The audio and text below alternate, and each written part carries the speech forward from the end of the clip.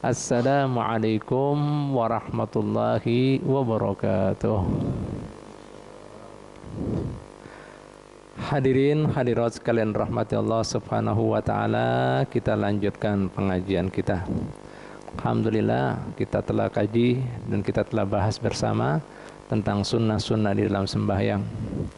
Mulai sunnah-sunnah sebelum sembahyang, di dalam sembahyang, di luar sembahyang. Harapan kita setelah kita mengetahui, kita bisa mengamalkannya. Cukup kemuliaan orang yang menggawi sunnah Nabi Muhammad SAW, sebagaimana dikatakan di dalam hadis qudsi. Allah Ta'ala mengatakan, وَلَا يَزَالُ عَبْدِي يَتَقَرَّبُ إِلَيَّ بِنَوَافِلِهِ حَتَّى أُحِبَّهُ. Terus menerus hambaku ini mengetuk pintu rahmatku dengan menggawi hal-hal yang disunnahkan hingga aku cinta padanya. Jadi bahasa kita munpian, ingin, hendak dicintai Allah Ta'ala. Nah, ujungannya, berkahnya, sebabnya menggawi sunnah Nabi Muhammad SAW. Nah, selanjutnya Allah Ta'ala mengatakan, jika sudah sayang, cinta pada hambanya, mungkin pian pernah mendengar, aku akan kemudian jadi matanya, dengan itu dia melihat. Artinya apa? Mata tersebut dilindungi, tidak melihat hal-hal yang dimurkai Allah Ta'ala, tidak melihat maksiat, kada suka dan maksiat. Nah, artinya mata tersebut apa? Ada daripada ma'una, pertolongan Ta'ala, yaitu karomah. Melihat apa yang kada kita lihat. Aku akan jadi pendengarannya, dengan itu dia mendengar. Artinya apa? Telinganya kada ada lagi yang berhubungan dengan maksiat, dosa. Paham? Jelas? Nah, bahkan apa lagi? Diberi karunia Allah Ta'ala, dia karena ada bagian Allah Ta'ala mendapat karomah dari Allah Ta'ala, mendengar apa yang kita kada dengar. Sampai tangannya, batisnya, sampai Allah Ta'ala mengatakan lagi, jika dia minta sesuatu, aku pasti beri. Jika dia minta perlindungan, aku lindungi. Subhanallah. Sampai ada dalam sebuah riwayat yang lain, aku ini Allah Tuhan yang berisi kehendak dan kuasa mutlak. Kada ada keraguan dalam kehendak dan keputusanku, kecuali sebuting ketika hendak mengambil hamba yang sudah aku jatuh cinta ini. Tapi dia harus mati, manusia. Tapi kalau dia mati pasti sedih karena meninggalkan keluarganya, kerabatnya, sampai seperti itu.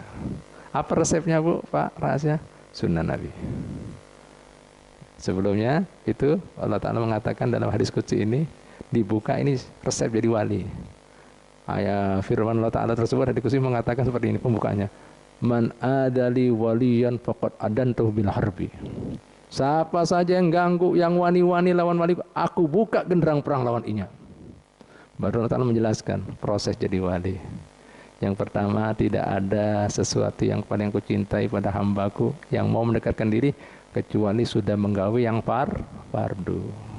Fardu itu modal. Karena hak Allah Ta'ala yang minta daripada hambanya. Ujungannya nih, batinya jadinya orang Jawa. Untungnya daripada sunnah baginda Muhammad SAW. Nah, ini makanya. Nah, siap kira-kira jangan dilewatkan, Pak. Sayang. Apalagi kemudian penjelasan sudah lengkap sebelum, dalam sholat, setelah sholat, sampai doa-doanya semuanya lengkap. Nah, Bu, Pak. Nah, ini dalilnya apa? Allah Ta'ala juga katakan dalam Al-Quran. Qul, katakan, sampaikan. Muhammad Rasulku, utusanku, Nabiku, kekasihku. In kuntum tuhibbunallaha. Jika kalian, semua hamba-hambaku, mengatakan cinta pada Allah Ta'ala kada mengatakan gawe ini. Fattabi'uni, kalian semuanya ikuti aku, umpati aku. Gawe apa yang aku kerjakan. Nah, yuhibbukumullah, kalian akan cinta wa yaghfir lakum, dan diampuni dosa-dosa. Lihat, karena yang mengenal Allah Ta'ala, yang bujur-bujur mengenai hak Allah Ta'ala, Muhammad sallallahu alaihi wasallam. Sallallahu alaihi Nabi Muhammad. Nah, ini dia. Sampai Allah Ta'ala buka firman-Nya tadi. Nah, ini mau jadi wali di sini. Man adali waliyan faqad adantu bil harbi. Buka genderang perang. Caranya apa? Nah, tadi. Jelas, Bu, Pak. Nah, Yang kedua mungkin orang sering mendengar ilmu laduni. Gimana dapat ilmu laduni? Ada sebuah riwayat Nabi Muhammad SAW, atau kama qala sallallahu alaihi wasallam, man amila bima alima aw rasulullahu ilma ma lam ya'lam. Rasulullah ilma ma lam ya'lam. Barang siapa yang mengamalkan ya apa yang dia sudah pelajari, maka Allah Ta'ala akan mewariskan ilmu yang dia tidak ketahui. Artinya apa, Bu? Pak? Itu tadi, diberi kemudian ilmu, pemahaman, diberi kemudian kecerdasan, nah, yang tidak diberikan pada orang lain. Nah, ini ilmu laduni. Jadi resepnya di sini, gawe. Jadi orang kadang mau nuntut ilmu, ya kadang menggawe ilmu yang sudah pelajari, mimpi jadi wala itu. Nah, mustahil. Ini amalannya. Jelas ya Pak ya?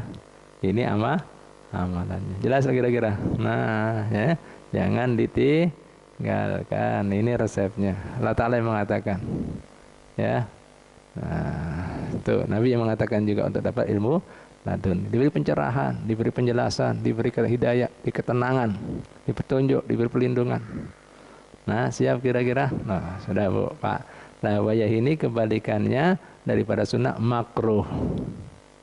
Nah, ini makruh-makruhnya kita akan jelaskan secara terperinci. Ya, Bu, Pak. Nah, sebelum kita menjelaskan tentang macam-macam makruh, nah dengarkan dulu pengertian makruh. Ya, supaya kalian tahu. Selama ini kan secara umum orang yang tahu yaitu suatu perbuatan yang digawai tidak berdosa, ditinggalkan kan dapat pahala, kan gitu aja kan. Nah, kita dengarkan lah ini ya. Al makruhu lughatan, makruh secara bahasa, al qabihu, jelek, makruh jelek. Nah, makruh itu kebalikannya yang dicintai. Nah, bahasa Arabnya cinta itu habba yuhibbu. Kalau benci kariha yakrohu, dibenci. Oh. Nah, ini. Coba, siapa yang mau di stempel jelek, dibenci? Mau? Memang kelasnya kada sampai kemudian bahasa kita dimintanya tadi, kada sampai kemudian wajib karena tidak ada hubungan dengan haknya Allah Ta'ala, tapi hak Nabi Muhammad SAW, kekasih Allah. Ya, alhamdulillah. Yang tadi Allah Ta'ala katakan, jika kalian mengatakan Cina, ikuti dia yang ngerti sama aku, yang telah menunaikan hak-hak aku secara sempurna, baik perintahnya maupun meninggalkan, ikuti. Makanya kemudian dalam hadis Nabi Muhammad SAW menjelaskan apa? Man kana yu'minu billahi wal yawmil la yu'minu ahadukum hatta yakuna hawahu tabi'an liman ji'tu bih.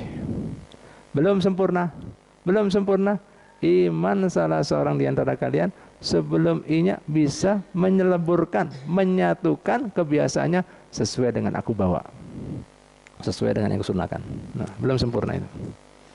Jelas? Nah, Pak. Nah, kembali lagi ya. Makruh itu secara bahasa al-qabihu. Makruh itu adalah sesuatu yang dibenci. Bu, Pak, enakkah dibenci? Nyamankah kemudian di stempel jelek? Makanya kemudian secara syariat ma talaba syari'u tarkuhu talaban ghaira jazim. Ya, ma talaba syari'u tarkuhu talaban ghaira jazimin, yaitu sesuatu yang diminta syariat untuk meninggalkannya tidak jazim, tidak harus. Tapi ingat, jika kemudian digawe itu jelek, jika digawe itu dibenci. Siapa yang benci? Kada suka? Baginda Muhammad SAW. Jelas? Nah, kalau Nabi kada suka, ya Allah Ta'ala kada suka juga. Nah, meskipun bukan sesuatu yang jazim, yang harus. Ya. Wa inna ma raghiba syar'u fil ibtiadi anhu. Syariat menginginkan pian menjauhinya. Ya. Nah, walidzalika yamdahu tarikuhu. Oleh karena itu orang yang menggawai terpuji, dicintai. Nah.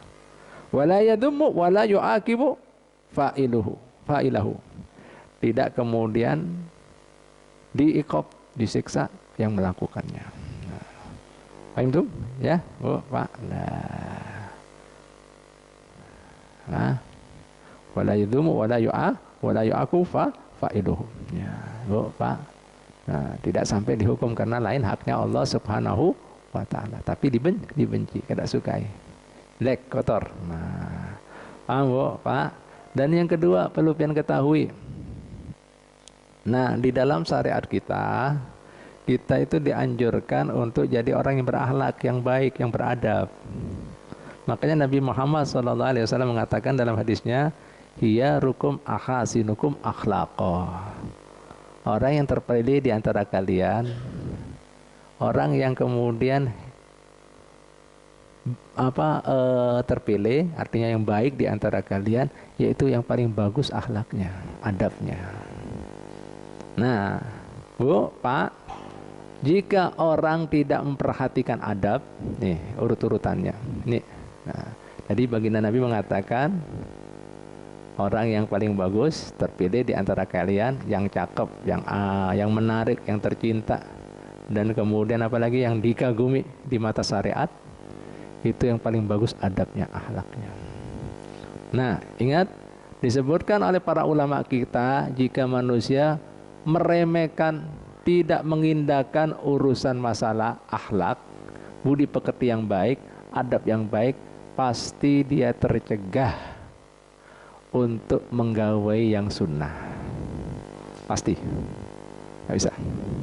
Yang adab-adab aja yang baik tidak bisa, apalagi sunnah. Coba. Jika orang ya tidak bisa menggawai sunnah, akan turun lagi. Pasti bisa dipastikan akan menggawai yang makruh. Nah, dua. Jika orang sudah meremehkan yang makruh, pasti akan terperosok daripada yang subhat, yang tidak jelas hukumnya. Jika orang sudah masuk pada subhat, pasti akan masuk yang haram.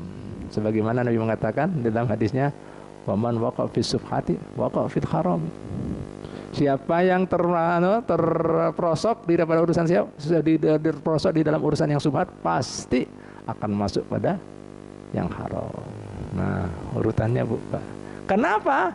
Karena Allah Ta'ala mengatakan innan nafsa la ammaratum bisu. Karena nafsu itu ajakannya, bujukannya, perintahnya kepada hal-hal yang tahu jelek, kotor, buruk, jahat, haram, maksiat. Nah, makanya kita dianjurkan untuk melawani keinginan hawa nafsu. Jelas, Bu, Pak? Jelas, Bu, Pak? Nah, nih bermula dari ngeremehkan masalah adab. Kalau sudah meremehkan adab, nah meremehkan yang sunnah. Kalau orang sudah ngeremehkan sunnah, akan masuk makruh. Jika sudah masuk makruh, subhat. Jika masuk subhat, haram. Sampai kadang-kadang orang wayah ini apa? Terbukti kan? Nyata ini, sampai orang wayah ini ada punya prinsip seperti ini pikiran. Yang haram aja ngali bipah, apalagi yang halal. Pas, jujur apa kadang? Yang haram aja ngali, apalagi yang halal. Nah, haram angel, susah, apalagi yang halal. Yo, pas pandangannya Nabi. Jujur apa kadang? Nah, ini urutannya, Pak. Nah, jadi biasakan, biar jangan turuti. Silakan masuk. Ya, silakan masuk. Ya, Bu, Pak. Jadi seperti itu urut-urutannya. Nah, Bu, Pak. Jadi biasakan. Ya, biasakan melawani hawa nafsu. Nah, ulun-ulun menahandak Bapak menjelaskan lagi sesuatu yang perlu kalian ketahui tentang kemudian urusan nafsu. Bu, Pak, nafsu manusia yang pertama itu ngarannya amaratum bisu. Jadi, Bu, Pak, ya itulah keberadaan nafsu. Jadi nafsu itu tabiatnya selalu mengajak yang buruk, ya. Oleh karena itu kita dianjurkan dalam syariat agama kita Dianjurkan Allah Ta'ala dan Rasulnya Muhammad SAW untuk menawaninya, ya, untuk kada menurutinya. Kenapa Bu, Pak? Manusia ini punya nafsu, hakikatnya seperti kemudian apa? Yang dimiliki oleh hewan. Kalau kita biarkan, ya kita akhirnya punya tabiat, kebiasaan seperti hewan. Pikirannya apa? Kada ada batas. Coba pian perhatikan hewan. Kada ada batas. Ya, pikirannya itu hendak asik-asik aja. Makan, minum, goreng, kawin. Kada tahu halal haram. Nah, kada tahu taat. Kada tahu itu apa maksiat. Hah? Tahulah binatang. Kada tahu. Nah, makanya kita supaya beda dengan apa? Yang namanya hewan tadi, supaya kita bujur-bujur manusia yang terpuji, mulia, ya, yang dicintai Allah Ta'ala dan Rasulnya. Nah, itu tadi. Nafsu ini ditempa, dilajari akhlak, adab, sunnah baginda Nabi Muhammad SAW. Nah, Nabi Muhammad terpuji gara-gara apa? Akhlaknya. Sampai Allah Ta'ala puji, wa innaka la'ala khuluqin azim. Sesungguhnya pian ya Muhammad, sampai Allah Ta'ala sebutkan bukan terpuji lah, azim akhlaknya, agung. Itu yang dipuji Allah Ta'ala. Meskipun sidin paling bungasnya orang, paling kuatnya orang, paling hebatnya orang, paling cerdasnya orang, tapi yang dipuji apa? Akhlaknya. Karena sidin melawani nafsunya sendiri. Nah, gimana kita? Melawani apa memperlukan nafsu kita? Nah, kayak hewan dulu, Pak. Sampai ulun teringat perkataan Imam Ghazali. Jadi sifatnya manusia itu mun kada ditempa nafsunya, ada elemen-elemen daripada, atau elemen, bagian-bagian watak daripada hewan. Imam Ghazali menyebutkan yang pertama, manusia itu memiliki sifat sabu'iyah. Sabu'iyah itu bahasa Arabnya apa? Binatang buas. Jadi kalau dibiarkan, memiliki sifat wataknya seperti binatang buas. Gimana di binatang buas, Bu, Pak? Pemarah, buas, sadis, hendak terkam sana, terkam sini, penyinggungan, egois. Ada apa kada orang kayak itu? Nah, serigala itu, harimau, bentuknya aja manusia, raja tega dia, sabuk ya. Alhamdulillah, buas, sadis, ganas. Ambok Pak, sabuk ya. Ada yang kedua, Paman Opal, tidak kemudian punya kepuasan. Kada terkam sana, kada ada sana, kada mangsa sana, mangsa sini. Tapi pikirannya apa? Tabiatnya yang penting asik, enjoy, happy aja. Nah, ini jadinya Imam Ghazali seperti bahimia, binatang ternak. Coba perhatikan binatang ternak. Ustaz Zamrozi, pernah lihat bebek, ayam? Lihat pikirannya, Haji Taufik. Makan, minum, goreng, kawin. Bebek, ayam, kambing. Bujur apa kada ini? Ada apa kada manusia kayak gitu? Jawab dulu. Ada apa kada? Ada apa kada? Banyak apa sedikit? Banyak. Kambing, sapi itu. Nah, wujudnya aja manusia. Alhamdulillah. Meskipun namanya soleh, tapi gak soleh. Lah ini. Yang ketiga, jadinya Imam Ghazali, ya, Anda kemudian bisa punya sifat Robbaniyah. Rob itu kan yang berkuasa. Jadi ini gila dengan ambisi tahta, kekuasaan. Hendak kuasanya. Ini orang kada beriman. Nah, contohnya apa? Di antaranya itu terbukti yang kada beriman, seperti Fir'aun. Sampai-sampainya mengatakan, Ana Rabbukumul A'la. Jadi mun orang gila lawan kekuasaan tahta. Nah, itu mau jadi Rob itu. Main tangan besi aja. Dah ngapilih anaknya. Mau jadi Fir'aun itu, anak buahnya Fir'aun itu. Robbani ya. Ada yang keempat. Ini diambil semuanya ini. Buas iya. Mau enjoy juga iya. Mau berkuasa iya. Apa ini? Saitonia, setan ini. Dimiliki semuanya nih. Empat licik, tipu daya, manfaatkan sini. Nah, paham loh. Oh, Pak, mau happy-happy, gila kan? Nah, setan asli itu. Empat-empatnya, setonia. Yang diharapkan itu apa manusia? Ubudiyah, hamba. Allah, hambanya Allah, pelayannya Allah. Gimana mau jadi hamba? Ya itu tadi, tanpa hawa nafsu itu. Supaya kada buas, kada ganas, supaya kada happy aja, enjoy ya, kambing, sapi. Nah, supaya kada orang seperti orang yang kada beriman, ingkar kayak Fir'aun. Jangan, apalagi yang keempat, mau jadi setan ini, setan asli. Oh, ini ubudiyah. Nah, makanya Nabi Muhammad SAW, aku duduk seperti duduknya seorang hamba. Aku makan seperti makannya seorang hamba. Aku berbuat seperti hamba. Hambanya siapa? Allah, bukan hambanya nafsu. Nah, itu Pak. Jelas kira-kira? Jelas kira-kira? Nah, makanya Allah Ta'ala menganjurkan dalam Al-Quran, walladzina jahadu fina lanahdiyannahum subulana wa innallaha lama'al muhsinin. Siapa saja yang mujahadah di jalan kami, maka kami Allah Ta'ala akan menunjukkan jalan-jalan kami yang baik, yang ketemu dengan pengampunan, rahmat, berkah dan ridha. Wa innallaha, sesungguhnya Allah Ta'ala lama'al muhsinin, pasti bersama orang-orang yang baik. Mau jadi orang baik? Nah, ini Nabi sudah jelaskan, Allah Ta'ala sudah jelaskan. Baik Bu, Pak. Nah ini sekedar pembukaan biar pian tahu. Nah ingatlah, jadi nafsu tabiatnya seperti itu. Mau dibiarkan, nah itu. Pertama tercegah daripada adab. Mau orang sudah tercegah daripada adab, tercegah daripada sunnah. Mau sudah kemudian meremehkan apa? Meremehkan sudah masuk makruh. Mau sudah masuk makruh ke subhan. Mau sudah masuk haram. Terus rentetannya itu, mata rantai. Terus jelas? Alhamdulillah. Baik Bu, Pak, langsung aja kita sebutkan. Aqsamu makruhatus shalah arba'atun. Macam-macam makruhnya sembahyang ada 4. Nah, Pak, nah ini kan jarang dikupas seperti ini.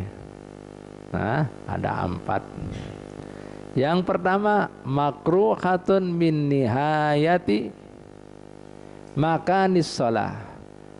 Hal-hal yang dimakruhkan dilihat daripada tempat pian sembahyang atau tempat pian sholat. Satu, dicatat dulu karena ada penjelasannya.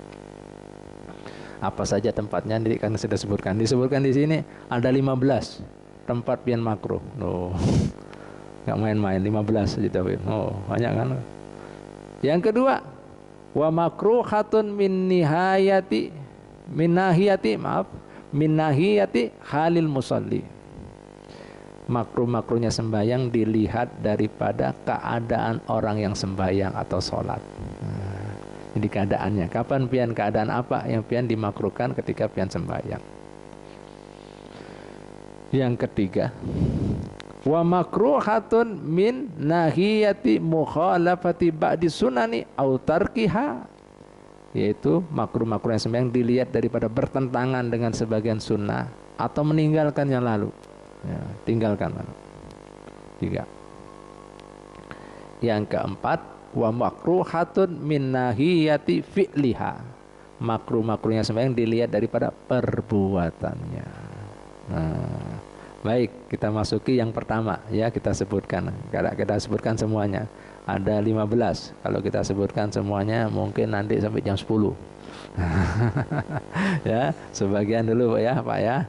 La ilaha illallah Muhammadar Rasulullah sallallahu alaihi wasallam. Mana saja pian kemudian sembahyang dimakruhkan Ibu Bapak sekalian taala. Baik, kita sebutkan ya. Nah, Bu, Pak. Yaitu yang pertama as-salatu fil hammami. Ya. Yaitu sembahyang fil hammam. Nah, hammam kalau kemudian orang bahasa umumnya dianggap WC kan. Hammam itu tempat mandi. Nah, tempat mandi ya, bukan WC, mandi. Nah, mandi di sini biasanya di Timur Tengah sana ini Bu, Pak, ada namanya sauna. Mulai bahari itu. Mandi uap. Nah, pian mandi apa sembahyang di daerah tersebut, tempat tersebut hukumnya makruh. Kira-kira apa sebabnya? Kira-kira apa sebabnya? Apa sebabnya? Hah? Apa? Ya jelas ya, kita sembahyang kan dianjurkan khusyuk. Gimana mau khusyuk lalu lalangnya orang? Kayak nak mau pakai apa? Pakai ini aja, baju apa? Baju kesan apa? Mandi itu kan handuk yang apa? Nah, kan kelihatan aurat macam-macam, gimana mau khusyuk? Nah, kalau misalnya pian paksa, wah gak ada tempat, kan jarnya di dalam hadis Nabi kan semua bumi itu adalah tempat sujud, boleh. Iya, tapi bro, lihat tempatnya, ini makro, ya kan? Nah, jadi bisa tempat sujud kan? Ada tempat-tempat tertentu yang dimakruhkan di situ, jelas lah. Nah, jadi artinya apa Nabi mengatakan bumi di khusus ini buat umat Nabi Muhammad. Dulu ada orang sembahyang harus ada tempat-tempat ibadahnya. Tapi syariat Nabi Muhammad SAW dijadikan semua bumi itu suci, bisa untuk tempat sujud. Artinya apa? Pian tidak ada halangan untuk kemudian munajat bersimpu di hadapan Allah. Itu artinya. Kapanpun, dimanapun. Tapi ada berapa tempat ini pian dimakruhkan. Jelaslah. Nah ini boleh sujud. Yang penting suci. Ya tempat tersebut. Yang penting bukan tempat-tempat ini karena tempat ini makruh. Jelas ya. Nah, hammam. Ya. Yang kedua, ya. As-salatu fil maslahi. Ya. Apa itu maslahi? Maudu silhu siap. Ay naz'uha au naz'uha. Wa yakunu bil qurbi minal hammam. Yaitu tempat gantinya pakaian ketika di mandi uap tadi. Makruh itu juga. Nah, tempat orang salin. La ilaha illallah. Subhanallah ya Pak ya. Syariat kita menjelaskan sedetail itu. Ya. Sedetail itu artinya bujur-bujur supaya apa? Hindari gitu loh. Subhanallah ya, syariat Nabi Muhammad ini artinya tidak ada sesuatu ditinggalkan kecuali sudah dijelaskan lawan baginda Muhammad SAW. Ya tinggal kita aja gimana mau menggawe apa kada ya. La ilaha illallah. Yang ketiga, as-salatu fil ma'tini. Ya. Apa itu ma'tini? Ya.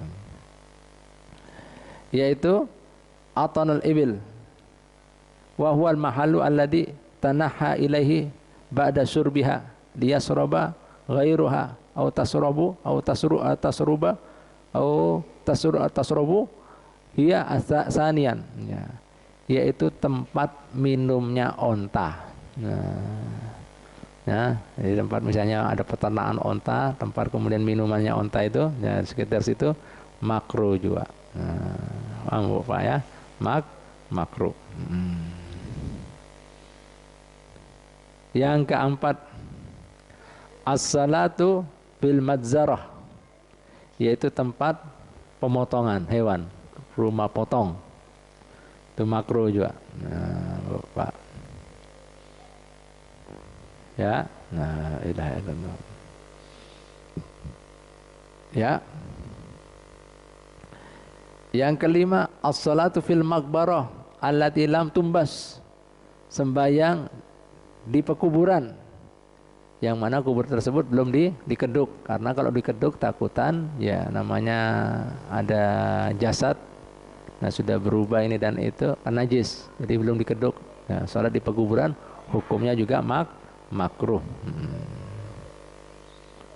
Ya. Yang keenam, as-salatu fil masbalah, nah, yaitu sembayang tempat pembuangan sampah. Nah, juga makruh. Yang ketujuh, as-salatu fit thariq, sembayang di jalan, tempat lalu lalangnya orang jalan, makruh.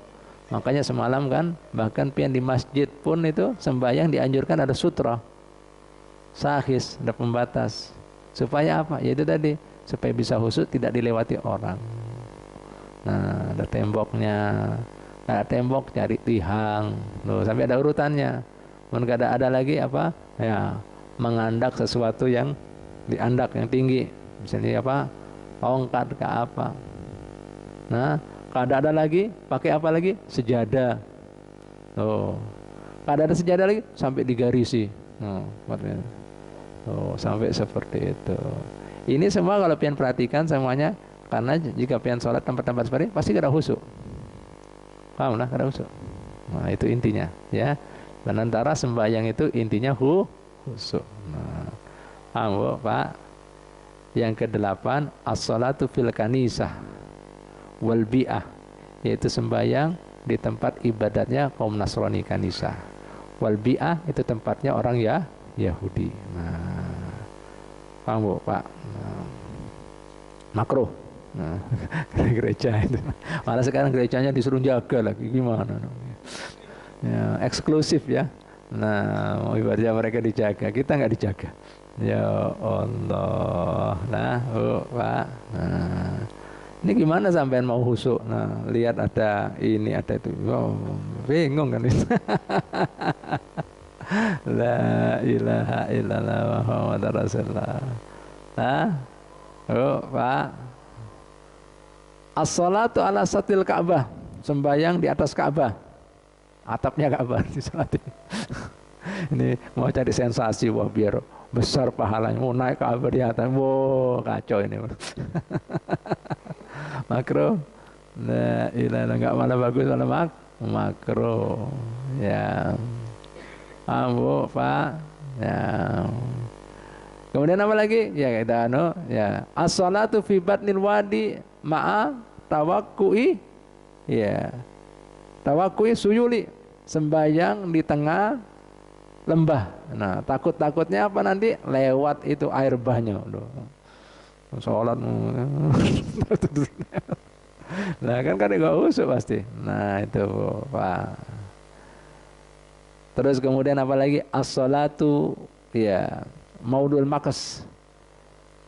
Sembayang di tempat yaitu makas. Makas itu tempat memalak pajak. Makruh juga. Atau tempat-tempat maksiat yang lain lah. Nah, itu, Bu, Pak, makruh. Misalnya tempat apa ya, yang tempat maksiat, diskotik gitu. Nah, Bu, Pak, kafe-kafe apa. La ilaha illallah. Sembayang juga as-salatu fisuk di pasar. Nah, ini makruh. Banyak orang sembayang di pasar. Nah, makruh. Bisa usuk. Nah, itu, Bu, Pak, di pasar. As-salatu amama adami yastaqbiluhu, sembayang di depannya ada manusia. Misalnya ada yang goreng pian salat. Makruh. Ya. Nah, makruh. Paham, Bu, Pak? Nah. Kemudian apa lagi? Al-iton. Ya. Sembayang al-iton, tahu iton?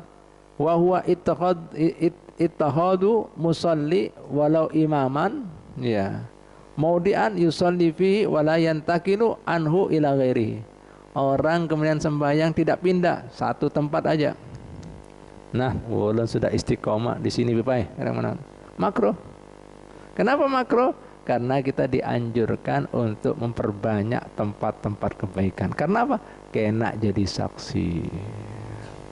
Makanya pian ketika sembahyang Jumat dianjurkan itu jalan, misalnya jalan A yang lebih jauh. Nah, artinya kalau misalnya mau menuju tempat yang kebaikan itu dianjurkan jauh-jauh, ambil.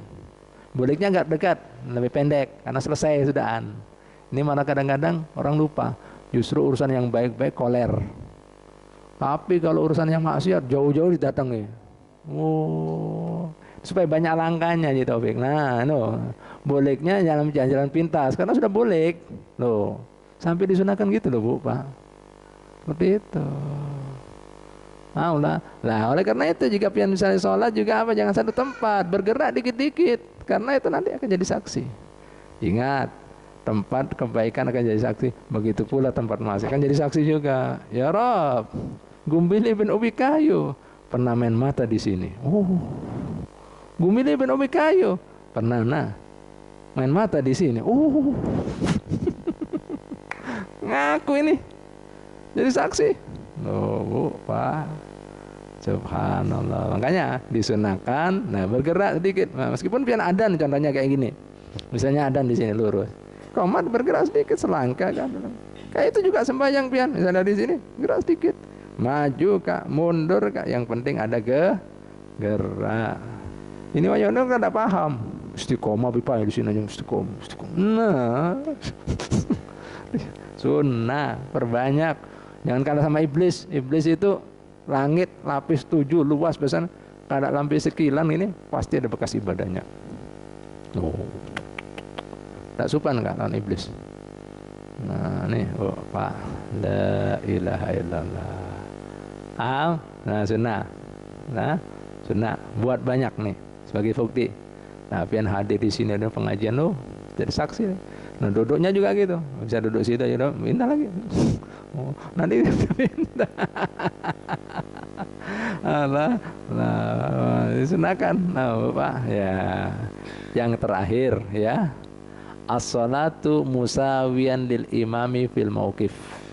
Sembahyang sejajar dengan imam ketika berdiri. Ini obsesi jadi imam ini. Nah, gimana batasannya? Mungkin ada yang takon.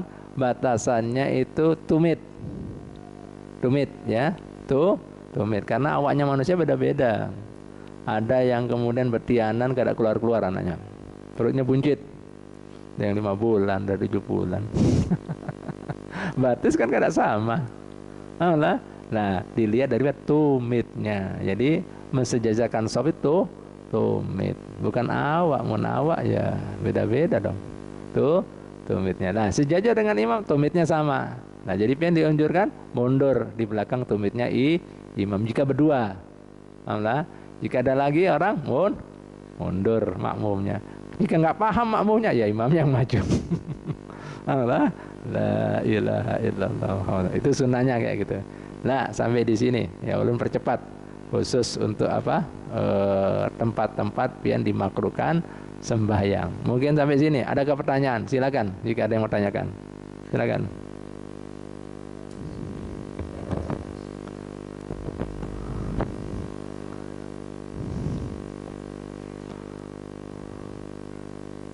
Kebalik. Ya, silakan. Ya, silakan.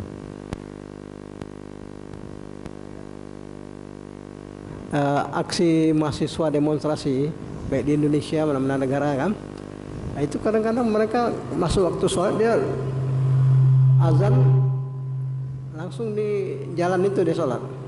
Kadang-kadang ustadz juga imamnya itu kan sholat di jalan kan, ataupun di stadion bola kita tengok kan mana-mana negara, karena waktu nonton bola itu waktu sholat asar kan, mereka sholat juga di lapangan. Nah, itu kan makruh juga ya. Ya baik ya. Sudah jelas, tidak usah sekarang Pak. Jadi begini, yang dikatakan di sini makruh ya, apabila kemudian memang saat itu terjadi lalu lalangnya manusia, ya. Nah, sedangkan kalau saat seperti kemudian memang tidak ada orang lalu lalang, ya contohnya kita bisa ambil seperti di Masjidil Haram. Kan masjidnya kada muat, ya Abi Faisal, ya. Itu kada dikatakan sembahyang di jalan, memang nggak cukup. Nah, dan tidak ada orang lalu lalang saat itu, makanya dijadikan kemudian tempat sholat. Yang maksudnya di sini, ya dikatakan jalan di sini selama di situ dilewati orang berjalan. Kalau sudah demo kan ada orang jalan, demo berhenti semuanya. Tertib sudahnya kan. Nah, karena saat itu seperti kayak dulu 212 kan, yang mana orang jalan, nggak ada jalan sudah. Don, bernilai itu hujan semuanya kan diguyur, mau kemana? Kumpul semuanya. Bahasa Jawanya tumplek-plek sudah di situ. Mau jalan kemana? Memang tidak ada orang jalan ya kan? Tempat lagi nggak cukup, masjid pun nggak cukup, jutaan orangnya. Nah, itu nggak cukup. Ya itu bukan tempat jalan lagi karena orang saat itu berkumpul. Bahkan kita sholat sampai disunahkan di lapangan kan jalan. Nah, artinya apa? Sudah nggak muat lagi tempatnya. Untuk syiar nggak masalah. Yang dikatakan jalan di sini, nah ada kemudian tempat maksudnya tidak ada orang Bahasa kita seperti tadi kami katakan, tidak ada orang ibadah sembahyang Id kah, Jumat kah. Lah itu tahu-tahu dia di tengah jalan. Nah ini namanya sembahyang di jalan, itu maksudnya ya. Paham ya? Jadi jangan jangan salah paham ya. Nah saat itu dikatakan memang dipakai tempat tadi untuk sholat, bukan jalan lagi ya. Tapi sudah kan bubar ya, itu selesai. Mungkin ada aktivitas ibadah atau apa yang dikatakan demo tadi ya, itu baru di jalan itu. Mungkin seperti ini tidak dipakai lagi, bukan untuk berjalan, nggak masalah ya. Ya karena kita memang samanya baginda sampai menganjurkan sholat di lapangan, dan ini karena untuk siar saat itu kita berhenti semua kan, sampai dikasih tutup kan. Minta maaf ada kegiatan keagamaan, aman ya. Minta ampun maaf ada pengajian, nggak masalah ya. Bagus tanyanya. Ada lagi? Silakan. Juga kan kita naik bis kan, pas mama tempat tujuan kita belum sampai kan, jadi pas waktu Jumat, jadi driver itu apa, supir dia tuh kan, dia itu kita orang dalam bus kan, udah lebih 40 orang, di padang pasir itu kan, suruhnya naik itu azan, langsung nggak dengar, tahu. Itu waktu Jumat kita dalam bus kan, di Arab. Gini kan, nah keliru, nah bukan kan wajah. Ya siap. Ya itu. Oh ya, insyaallah. Jadi pas kita naik bus itu kan masuk waktu Jumat kan, tempat tujuan masih jauh kan. Jadi oleh supir itu dia hitunglah penumpang dalam bus itu kan, ada lebih 40 orang. Terus kita turun di padang pasir itu kan, dia suruh kenainya azan lah kan. Nanti dia tanya lah, dan bisa jadi khotib enggak kan? Kalau supirnya bisa jadi khotib terus, orang Arab tuh kan rata-rata pandai jadi khotib kan. Terus kita sholat Jumat itu, jadi enggak juga harus di masjid kan. Di surau apa ini namanya, musola kan, kalau ada lebih 40 orang di kampung itu sudah boleh Jumat ya, bisa gitu ya. Ya, nggak harus di masjid. Ya, ada lagi pertanyaan? Siap? Ya, silakan.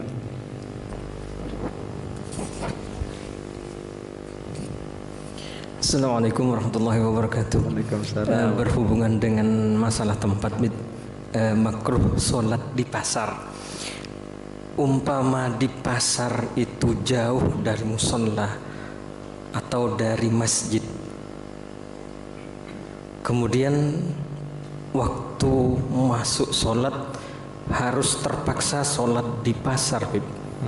Bagaimana hukumnya, Bib? Ya, siap ya. Nah ini kembali lagi ya, ad-darurat tubul mahdurat ya. Ini lain lagi Ustaz Zamrozi ya. Nah, ini dikatakan semuanya jadi makruh apabila kemudian di situ kita bisa sholat di masjid, atau musola, parak, dia koler, malas, sini aja sudah. Terus kemudian nanti pembelinya nih sudah janjian sama kita, nanti ke sana, wah mikirin nanti, wah ini berapa itu ujungannya, nah itu. Jadi ini semuanya dikatakan makruh apabila yaitu tadi di situ ya, bahasa kita pian kemudian bisa sholat di masjid tenang, nah tapi pian kemudian apa, sibukkan diri pian di pasar ini untuk urusan duniawi, sehingga apa, tidak khusyuk malahan. Nah sedangkan kalau jauh itu sudah termasuk udzur, nah tidak ada masalah. Apalagi kalau seandainya kita mau ke masjid, ke musola, habis waktunya, nah itu tidak ada masalah, namanya darurat ini. Kalau darurat itu semuanya yang asalnya kada boleh, haram sekalipun jadi boleh. Apalagi ini sunnah makruh, tidak ada masalah. Seperti tadi dikatakan tadi, misalnya orang sholat Jumatan ini bukan jalan lagi itu sudah, karena sudah memang dipakai tempat sholat. Jadi hukumnya seperti apa? Nabi mengatakan semua bumi itu suci untuk bisa jadi masjid. Nah, pahamlah ya, tidak masalah. Ini maksudnya di sini tidak ada udzur sembahyang di pasar. Nah, itu maksudnya, ilahnya di situ. Nah, kalau seandainya ada alasan, ada udzur, tidak berlaku lagi. Jangankan ini makruh, haram hanya boleh. Haram boleh. Tahu haram? Boleh. Nah, boleh. Boleh digawai. Nah, contohnya apa? Misalnya hal yang haram. Misalnya kita kan diharamkan makan binatang yang kada boleh dimakan. Contohnya misalnya apa? Kucing apa? Pas di hutan tidak ada makanan kecuali kucing hutan tadi. Nah saat itu daripada kita mati binasa boleh dimakan. Haram loh ya, jadi boleh. Tapi jangan kemudian sudah dirasain nyaman juga lah. Ayo kalau buat kerengsengan aja sekalian. Loh, kalau boleh haram itu. Cuma untuk ganjal aja ya. Itu tadi. Nah, itu tadi, ini semuanya bukan bahasa kita, yaitu ada ilah-ilah tadi. Jadi kalau sudah sesuatu ada yang arid, ada yang datang, tidak ada masalah. Contohnya sekarang puasa kan hukumnya wajib bagi orang sakit-sakitan atau menua, ya. Jika sidin puasa malah bisa membahayakan kondisinya, bahkan kemudian bisa membahayakan keselamatannya atau nyawanya. Nah saat itu, nah wajib dia bayar fidyah. Jika dipaksakan sampai mati, haram malahan, dosa dia. Nah, keluarkan fidyah. Nah itu tasamu agaknya, paham lah ya. Jadi tidak berlaku lagi. Ya bagus tanyanya. Ada lagi silakan. Ya ini. Mic-nya, ya. Silakan kasihkan mic-nya.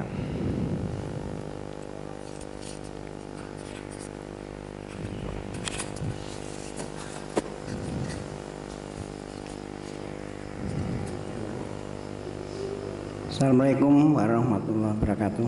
Waalaikumsalam warahmatullahi wabarakatuh. Ini masalah nafsu, Beb. Iya. Ini kebanyakan nafsu itu yang dibicarakan nafsu-nafsu yang jelek. Sedang kita ingin berbuat baik itu juga nafsu sebenarnya itu. Ingin beribadah itu juga nafsu, keinginan. Nah terus gimana nih, Beb? Terus letaknya nafsu jelek, perbedaan nafsu jelek, nafsu apa ya? Amarah, lawamah, mutmainah itu. Nah di sini tidak tersebut yang waktu di di Imam Ghazali itu. Ada disebutkan, ya ada. Sebenarnya ada ya. Oh iya. Ya.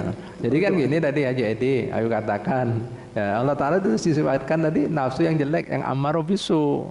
Ya kalau nafsu yang baik, ya bukan kemudian istilahnya perlu dibicarakan. Itu memang nafsu kita dididik untuk jadi baik, kan gitu. Makanya kita dianjurkan untuk mujahadah. Tahu mujahadah? Melawani, menempa supaya nafsu kita ini jadi baik. Makanya baginda tadi Muhammad SAW tadi mengatakan apa? Belum sempurna iman salah seorang di antara sebelum dia bisa membiasakan, melebur kesukaannya sesuai dengan yang aku bawa. Artinya apa?